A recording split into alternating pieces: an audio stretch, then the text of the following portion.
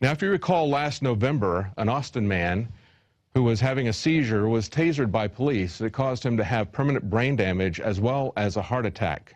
This week, a Dallas-Fort Worth teenager was tasered by police. The incident was caught on tape, and the problem was after a car accident, the 19-year-old had a hypoglycemic incident. He was unable to respond to the policeman. But the policeman was not happy with that. He said, do you understand that I'm talking to you in the video? He says, answer my question, what's the matter with you? Step out of the vehicle, sir, provide me with your driver's license and insurance, or I will taser you.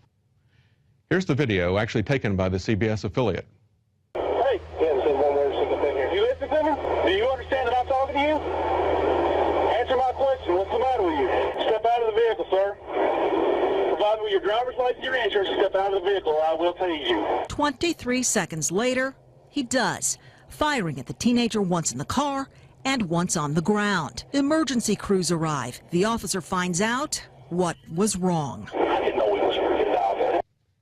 Well, Murad actually is settled with the city for $5,000. That's the city of Claiborne. And for an agreement that police officers will be better trained in the future. But what if, instead of just training police officers, we took away the tasers that they use as electronic whips? Now, in another inappropriate use of police force, police arrested a 60-year-old woman speaking at a city council meeting in Riverside City Council in California.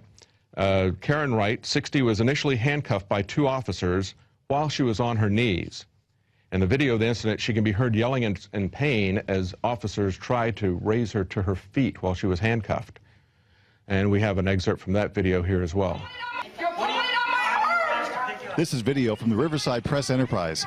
Karen Wright exceeded her 3-minute limit to speak to the City Council Tuesday night.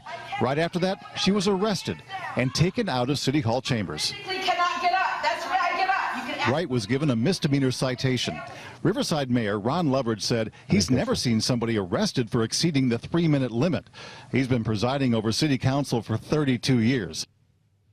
Well, as the police use more and more force with less and less provocation, an appellate court has just upheld a ban on selling guns to 21-year-olds. Now, this goes back to a 1968 law that was challenged by the NRA. And in it, a unanimous 3-judge panel said that Congress, in a law dating from 1968, adopted the sales ban to help curb violent crime. It also said the nation's founders and 19th century courts and commentators believed that disarming specific groups did not trample on the right to bear arms. Well, there's several problems with leaving our rights to be determined by panels of judges. That's one of the reasons we have jury nullification. What really is going to happen in this country, if we're ever going to see our rights restored, it's going to happen through the work of individual juries who are going to one by one judge the law as well as the facts of the case. But these judges said that the founders of the country did not have problems withholding gun rights to certain individuals. Well, that's clearly not the case. What they said was people who did not have guns were slaves. And the one time in the 19th century that they're referring to, the laws that they're referring to, banning gun ownership by specific groups, those were laws against blacks owning guns. Do we really want to reenact that? I don't think so. People who are 21 years old, well, people who are 19 and 20, who under this law are not allowed to purchase guns, are people who are allowed and encouraged and trained to go to other countries and kill people as part of the military. The judges said that a rigorous review was appropriate because the law did not prevent 18 to 20-year-olds from using handguns for self-defense or other lawful purposes, and that people subjected to the ban, that is 18, 19, and 20-year-olds, would eventually surmount it by turning 21. Well, that's if they survive to 21. Visit Infowars.com and PrisonPlanet.com.